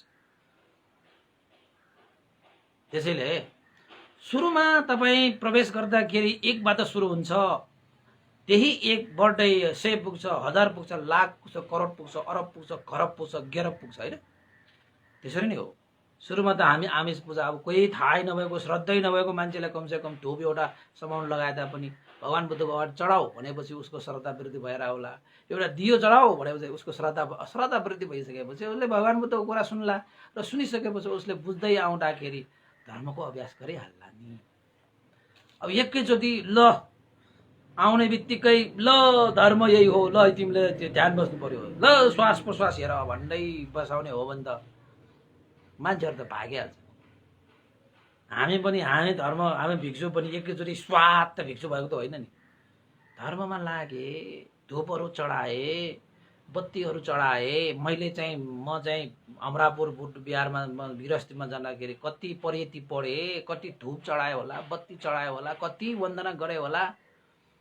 त्यति बेलाको त्यो गृहस्थीमा गएको त्यो कार्य अहिले म गर्दैन नि। किन गर्दैन त भन्दा त्यति बेलाको त्यो गृहस्थीको त्यो कर्तव्य धर्म हो। अब म भिक्षुको कर्तव्य धर्म त हो यस्तो हो देशमा गर्नु। त्यति बेला मैले यस्तो गरेन होला नि त। आफ्नो क्षेत्रहरू पार गर्दै आइसकेपछि आफ्नो क्षेत्रको त्यो कर्तव्यलाई बुझेर हामीले पालन गर्ने हो नि त। भगवान् बुद्धले पनि भिक्षुको त्यो कर्तव्य धर्म आफ्नो क्षेत्रको कर्तव्यलाई पालन गर्नुको निमित्त आफ्नो क्षेत्रको कर्तव्यलाई नबिर्सोस् भनेर भगवान् बुद्धले आनन्द मन्दलाई भन्नुभएको, हे आनन्द तिमीहरू भनेको को? भिक्षुहरू भनेको। बुद्धको शरीर पूजामा नलाग हैन। सही भन्नुभयो कि सही भन्नुभयो झन्। र अर्को पूजा गर ती पूजनीय धातुहरूको, मनुष्य र देवताहरूको लागि। अब उनीहरू त गृहस्थ भावमा बसेकाहरू त कतिमा अल्झिएर बसिरहेको हुन्छ। भिक्षुहरूले जस्तै गर्न त सकिँदैन नि। जीवनै त्यसमा अर्पेर सकिरहेको त छैन। सकेको भए त उनीहरू त भिक्षु नै बन्न आउँछन् त। तर ती नसके तापनि उनीहरूले आमिष पूजाद्वारा भगवान् बुद्धको नजिक गएर, धर्मको नजिक गएर, सङ्घको नजिक गएर उनीहरूले धर्मबाट केही पुण्यहरू आर्जित गर्लान्, केही चाहिँ धर्महरू श्रवण गर्लान्, सत्य वचनहरू श्रवण गर्लान्, जसले चाहिँ आफ्नो जीवनमा सुख शान्ति प्राप्त गर्ने मार्ग प्रशस्त गर्दै जालान् नि। त अन्तमा उनीहरूले धर्म पूजा गरिहाल्छ। यो मानेमा भन्नुभएको भनेर चाहिँ नागसेन भन्तेले मिलेन्द्र राजाले भनिसकेपछि भन्ते साधुवाद मैले बुझेँ। भगवान् बुद्धले पूजा, हे आनन्द तिमीहरू बुद्धको शरीर पूजामा नलाग भन्नुभएको भिक्षुहरूलाई भन्नुभएको रहेछ। जसले आफ्नो जीवन नै परित्याग गरेर धर्ममा समर्पण गरिसकेका ती व्यक्तिहरूको कर्तव्य धर्म भनेको धर्म पूजा गर्ने, धर्मको अध्ययन गर्ने, अभ्यास गर्ने र अरूलाई अभ्यास गराउने, अध्ययन गराउने। र त्यो पूजा गरेर ती पूजनीय धातुहरूको, पूजनीय व्यक्तिहरूलाई त्यो पूजा गर्नु पनि आवश्यक छ। यो विशेषतः मनुष्य र देवताहरूको लागि भनेको रहेछ। मैले बुझेँ भन्थे नागसेन। तपाईँ जस्तो पण्डित, तपाईँ जस्तो मेधावीले यो विषयलाई छर्लङ्ग नपारे अरू कसले छर्लङ्ग पार्ला? मेरो मनमा भएको दुविधा हत्यो, मेरो मनमा दुविधा भएको हत्यो। अनागतमा अब कुनै पनि विरोधीले यो विषयलाई लिएर भ्रमित पार्न सक्दैन। अहिले पनि मान्छेले भ्रमित पारिरहेको छ कि। त्यस्तो मान्छे म कहाँ आयो भने म भनिदिन्छु। भगवान् बुद्धको प्रतिमा चाहिँदैन, भगवान् बुद्धलाई धूप चढाउनु पर्दैन, भगवान् बुद्धलाई फल पुऱ्याउनु पर्दैन, भगवान्लाई जल चढाउनु पर्दैन, भगवान् बुद्धलाई वन्दनै गर्नु पर्दैन हैन। ध्यान गरिरहेको छ। त्यो ध्यान कहाँबाट आएको? भगवान् बुद्ध कहाँ आएको? भगवान् बुद्धका बाटै ध्यान आएको। त भगवान् बुद्ध भनेको चाहिँ बुद्धलाई मात्र वन्दना गर्ने होइन, गुरु हो नि त उहाँ भगवान् बुद्ध भनेको। त कतै मैले सुनेको हो, मैले देखेको त छैन, तर सुनेको कहिलेकाहीँ चाहिँ धर्मको मात्रै, धर्म नै हो मुख्य कुरा, धर्मलाई पालन गरेपछि पुगिहाल्यो, बुद्ध किन चाहियो, सङ्घ किन चाहियो भन्ने मान्छेहरू पनि थुप्रै मैले सुनेको है। तर मेरो अगाडि पढ्यो भने त उनीहरू के हुन्छ थाहा छैन हैन। त भगवान् बुद्धले त्यसो भन्यो भने धर्मको मात्रै पालन गर, बुद्धलाई छोडिदेऊ, अब सङ्घलाई छोडिदेऊ भनिदिइहाल्छ नि त। अनि बुद्ध भन्न जान्ने हो नि। यहाँ मान्छेहरू चाहिँ भगवान् बुद्धले सम्यक सम्बोधि प्राप्त गर्यो अरे, कोही मान्छे आएर महासम्बोधि प्राप्त गरे भनेर आएको होइन कोही मान्छे। यस्ता फटाहरू मान्छेहरू त यो संसारमा भइरहन्छ। मान्छे एकजना थियो, नाम किन लिने, त्यो मान्छेले पनि महासम्बोधि ज्ञान प्राप्त गरे। के हो महासम्बोधि ज्ञान? यस्ता चाहिँ फटा होइन, यस्ता चाहिँ भ्रमित पार्ने मान्छेहरू, समाजलाई चाहिँ भ्रमित पारेर आफ्नो डम्फु बजाउने मान्छेहरू त कयौँ आए नि। बुद्धको पालामा त आए भन्दाखेरि अहिले नआउला भन्न कहाँ सकिँदैन। तैपनि यो कुरा राखेर हामी जस्तो भिक्षुहरू पनि अहिले पनि जीवितै छ कि र जीवित रहिरहन्छ कि त्यसमा चिन्ता लिनु पर्दैन। शासनको लागि त हामी छनै छन् होइन। त्यसले उपासक उपासिकाहरू पनि छनै छन्। कति उपासक उपासिकाहरूले शासनको लागि क्या त्याग गरेको छ। भगवान् बुद्धको प्रतिमा नभएर चाहिँ मान्छेहरूले भगवान् बुद्धलाई सम्झै नसकेको ठाउँमा पहाड पहाड दूर दूर, मैले पनि तपाईँको चाहिँ के भन्छ तपाईँको सुर्खेतबाट 1.5 घन्टा हिँडेर त्यस्तो जङ्गलको बाटो हिँडेर त्यहाँ तपाईँको चाहिँ चैनपुरमा, ओहो त्यस्तो जङ्गलमा यहाँ काठमाडौँबाट भगवान् लगेको थिएन त। त्यहाँका मान्छेहरूले त भगवान् बुद्धको एउटा सानो, त्यो पनि चाहिँ हाम्रो जस्तो होइन, सानो जे होस् भगवान् बुद्धको प्रतिमा एउटा मात्र भए तापनि त्यहाँ चारैतिर बसेर उनीहरूले बुद्धको गुण गरेर त्यहाँ पूजा आजा गरेर उनीहरूले चाहिँ गुणानुस्मरण गरिरहेको छ। त्यहाँ एउटा माटोको एउटा चाहिँ सानो भगवानको प्रतिमा राखेर हेर्नुहोस् त, काम गरेको गरेन। त्यो नभएको भने उनीहरूले त्यति पनि गर्न पाउँदैन थियो। अनि मान्छेहरूले भन्छ प्रतिमाले पूजा गर्नु हुँदैन, भगवान् बुद्धको धर्म त्यसरी चाहिँ मूर्ति पूजाको कुनै अर्थै छैन, येनटेन सेन्टेन के हो येनटेन होइन। नजानेपछि भनिहाल्छ। अब जान्ने पनि प्रयास गरेन, फेरि हामीले होइन भन्यो भने फेरि उनीहरूको चाहिँ फनक्क फर्केर जान्छ। अब उल्टो मान्छेलाई के कसरी अब सुल्टो बनाउने होइन, गाह्रै छ। त्यसैले उपासक उपासिकाहरू, वीरेन्द्र राजाले सोधिएको प्रश्न पनि यो जायज हो, यो सान्दर्भिक छ। र नागसेन भन्तेले जुन प्रश्नको उत्तर दिनुभयो त्यो पनि जायज दिनुभयो र सान्दर्भिक दिनुभयो। त्यसैले हामी उपासकहरू भ्रममा नपरौँ होइन। तपाईहरूले त्यस्तो समय परिस्थिति आयो भने श्रद्धा आस्था गौरव राखेर गुण विकास गर्ने, कोमलता र अनुशासित हुनको निमित्त आमिष पूजा पनि गर्नुहोस् र त्यही आमिष पूजामा मात्रै अड्केर चाहिँ नबस्नुहोस्। तर धर्म पूजा गर्ने बेलामा अवसर आयो भने धर्म पूजा पनि गर्नुहोस्। त अन्ततः हामीले पूजा गर्ने भनेको धर्म पूजा नै हो भन्दै आजको देशमा मैले यही क्रमशः गरेँ। भोलि पनि यस्तै सान्दर्भिक विषयहरू लिएर नागसेन भन्ते र वीरेन्द्र राजाको यी विषयहरू लिएर उपस्थित हुने नै छौँ। आजको लागि देशना सुन्नु दिनुभयो, धेरै धेरै साधुवाद। सेयर गर्नुहोला, लाइक गर्नुहोला, कमेन्ट गर्नुहोला। र अन्तमा तपाईँलाई मैले चाहिँ एउटा अनुरोध पनि गरेँ कि अब आज 495 भाग पुग्यो। अब 5 भाग पुगेपछि हाम्रो 500 भाग पुग्छ है। खुसीको कुरा है, मलाई त खुसी लागिरहेको छ। खै तपाईँहरूलाई कस्तो लाग्यो थाहा छैन, तर चाहिँ खुसी नै छ होला भन्ने ठानेको छु है। त्यसैले चाहिँ 500 भागको लागि चाहिँ हामीले एउटा भिडियो होइन, यो पब्लिक रिभ्यू भनेर चाहिँ धर्म देशना सुनेर उपासक उपासिका आफ्नो मनमा लागेका कुराहरू चाहिँ त्यो क्लिप्समा राखेर तपाईँले चाहिँ पठाइदिनु हुन म अनुरोध गर्न चाहन्छु। पहिला पनि धेरै पल्ट पठाइसकेको भएर धेरै कुरा त भनिरहनु पर्दैन होला। अब आज भोलिमा तपाईँहरूले बनाउँदै पठाउँदै गर्नुहोस्। अलिकति साउन्ड राम्रो, क्वालिटी राम्रो पठाइदिनु होला है। अलिकति कस्तो भयो भने चाहिँ अलिकति राख्नलाई मैले त्यो बनाउँदाखेरि साउन्डहरू बनाउनु पर्छ। तपाईँहरूले पठाएको साउन्डै हुँदैन, मैले बनाउँदा त्यहाँ चाहिँ साउन्डहरू राखिरहनु पर्ने पनि हुन्छ। त्यसैले यसरी चाहिँ पठाइदिनु हुन अनुरोध गर्दै बिदा हुन चाहे। यो पुण्यको अनुभावले श्रद्धेय गुरुवर ज्ञान पुण्य महाराष्ट्रवीर भन्ते लगायत सायद उपन्यास विमुस लगायत गुरुजनहरू होइन, त्यस्तै गरी तपाईँको देवता अमनुष्य सत्व प्राणीहरू र तपाईँ हामी धर्म देशना सुन्ने तपाईँहरूका भित्र जानुभएका ज्ञाति बन्धुहरूलाई पनि यो पुण्य लाभ उहाँहरूको पनि हित सुख होस् र सबैको जय होस्, मङ्गल होस्, कल्याण होस् भनेर पुण्यानुमोदन गरेँ। भवतु सर्वमङ्गलम्। इदं नो ज्ञातिनं होतु सुखिता हुन्तु ज्ञातयो। इदं नो ज्ञातिनं होतु सुखिता हुन्तु ज्ञातयो। इदं नो ज्ञातिनं होतु सुखिता हुन्तु ज्ञातयो। एतावता सम्मेहि सम्पतं पुण्यसम्पदं सब्बे देवानुमोदन्तु सर्वसम्पत्तिसिद्धिया। एतावता सम्मेहि सम्पतं पुण्यसम्पदं सब्बे सत्तानुमोदन्तु सर्वसम्पत्तिसिद्धिया। एतावता सम्मेहि सम्पतं पुण्यसम्पदं सब्बे भूतानुमोदन्तु सर्वसम्पत्तिसिद्धिया। साधु साधु साधु भवतु सर्वमङ्गलं। सबैको दिन मङ्गलमय होस्, कल्याणमय होस्। सबैलाई साधुवाद।